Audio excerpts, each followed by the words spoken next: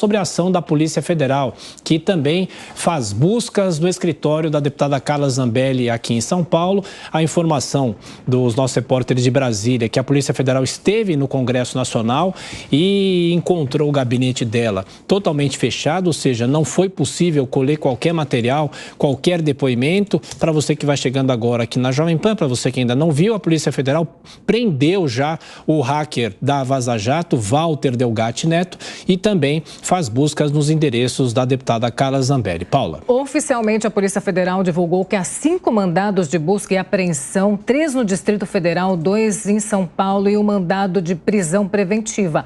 Na ação, a Polícia Federal tenta obter mais informações sobre a inserção de alvarás de soltura e mandados de prisão falsos no Banco Nacional de Monitoramento de Prisões. Os documentos forjados incluíam um mandado de prisão falso contra o ministro do Supremo Tribunal Federal e no ofício havia inclusive, o Fazueli, uma frase relacionada a esta frase e um dos slogans da campanha eleitoral mais recente do presidente Luiz Inácio Lula da Silva. É importante lembrar que os crimes apurados ocorreram entre os dias 4 e 6 de janeiro de 2023, quando teriam sido inseridos no sistema do CNJ e possivelmente de outros tribunais do Brasil. 11 alvarás de soltura de indivíduos presos por motivos diversos e um mandado de prisão falso em desfavor do ministro do Supremo Federal, Alexandre de Moraes. Tiago. E girando os nossos comentaristas, ainda falando e analisando esta ação da Polícia Federal, Amanda Klein, a Beatriz Manfredini falou agora há pouco que pelo menos o PL não está se manifestando, os integrantes do partido por enquanto não, mas o fato é que desde aquele caso envolvendo a deputada Carla Zambelli, em que ela saiu armada atrás de uma pessoa aqui no bairro dos Jardins, o PL escanteou a parlamentar de alguma maneira, né? Agora, ela pode sofrer quais tipos de processo políticos no Congresso Nacional, Amanda? Amanda, o microfone desligado, por favor. Opa, agora sim. Voltou meu áudio. Eu acho que pelo menos no Conselho de Ética, viu, Tiago? A Beatriz Manfredini trouxe uma informação importante. Ela disse que falou com interlocutores do PL aqui de São Paulo e que ela já ouviu a hipótese de cassação. Eu estou tentando apurar essa informação também, falei com outros deputados do PL que me disseram não, Valdemar não abandona os seus, nem se cogita a cassação. Aí eu perguntei, mas o que eles estão conversando no grupo de WhatsApp do PL, né? Quais são as notícias da troca de mensagens? A resposta foi, o grupo está bloqueado. Aí eu perguntei, mas ainda, né? Caramba, quer dizer, lembra que depois da reforma tributária, faz mais de 3 semanas, houve uma confusão, um conflito, uma troca de xingamentos naquele grupo de WhatsApp do PL que vazou para a imprensa e o grupo foi bloqueado. Aí esse deputado me respondeu, eles liberaram, houve nova discussão e bloquearam novamente. Ou seja, silêncio sepulcral, ninguém fala nada. Falei com os senadores do PL que também estão mais distantes, esperam o decorrer, né, da investigação, os fatos virem à tona, todos muito cuidadosos. Agora, o que a gente tem também nessa investigação é o seguinte, Tiago, essa investigação pode crescer. Por quê? Porque ela pode chegar até o ex-presidente Jair Bolsonaro. Eu até recuperei uma reportagem da Veja de agosto do ano passado, em que eles têm fotos que mostram o Walter Delgatti, naquela ocasião, em Brasília, no dia 10 de agosto, ele entra num carro às 6h40 da manhã, tem foto disso tudo. Depois ele chega nesse carro descaracterizado, um Corolla com placa fria, até o Palácio da Alvorada, e às 8h49 ele sai do Palácio da Alvorada. Ele teria então se reunido com o ex-presidente Jair Bolsonaro. Já tem informações no portal G1 também, desde ontem à noite, que ele estaria negociando uma delação premiada, que ele contaria à Polícia Federal, às autoridades, ao Judiciário, o que aconteceu naquele encontro no Palácio da Alvorada e o pedido para fraudar as urnas. A gente sabe, e já tem confirmado, algumas peças do quebra-cabeça dessa história. Houve, de fato, no dia seguinte, um encontro, ele foi à Alvorada e depois teria ido, isso de fato foi confirmado pelo Valdemar Costa Neto, à sede do PL em Brasília.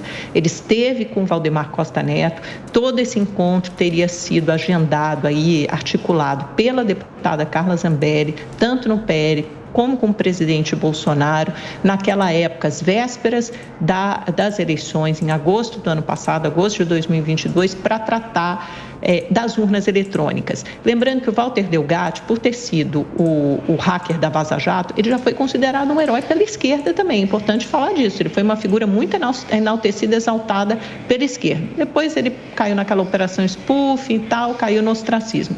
Depois ele foi recuperado pela direita, justamente como um notório invasor e hacker, para tentar mostrar a fragilidade, comprovar a fragilidade do sistema eleitoral ou invadir as redes, os contatos privados, e-mail, telefone do ministro Alexandre de Moraes. E aí culminou com essa invasão aí do CNJ para alterar esses mandados, mandado de prisão do Alexandre de Moraes e alvarás de soltura de outras pessoas. Então é isso, quer dizer, é uma situação muito complicada que pode acabar respingando em figuras maiores. E há uma informação, obviamente é uma informação de bastidor, que essa ação, não só da Polícia Federal, mas também aquilo que nós vimos um pouco antes da eleição, em que Carla Zambelli saiu armada atrás de uma pessoa aqui no bairro dos Jardins, essa ação teria azedado a relação dela com o ex-presidente Jair Bolsonaro e que desde janeiro os dois não estariam mais se falando. Então essa informação de bastidor. E só lembrando o seguinte, o ministro da Justiça Flávio Dino fez uma postagem no Twitter dizendo o seguinte: em prosseguimento às ações em defesa da Constituição e da ordem jurídica, a Polícia Federal está cumprindo mandados judiciais relativos a invasões ou tentativas de invasões de sistemas informatizados do Poder Judiciário da União, no contexto dos ataques às instituições. Agora, Capeza, assim como o Tiago disse, nos parece que desde janeiro Jair Bolsonaro e Carla Zambelli não se falam, não tem proximidade, mas qual proximidade esse caso pode ter neste momento de Jair Bolsonaro, trazer Jair Bolsonaro para este caso e acabar incriminando-o também? Bom, muito bem. Então, em primeiro lugar, a gente tem que levar em consideração que o depoimento do Delgatti Neto, do hacker, por mais detalhado que seja, ele não vale como prova. Ele vale como um mapeamento, um caminho para a polícia buscar as provas. O fato de ele ter se encontrado com o ex-presidente Jair Bolsonaro, com o presidente do PL, Valdemar da Costa Neto, estar no gabinete da Carla Zambelli, ter encontrado com ela na rodovia dos Bandeirantes, são indícios.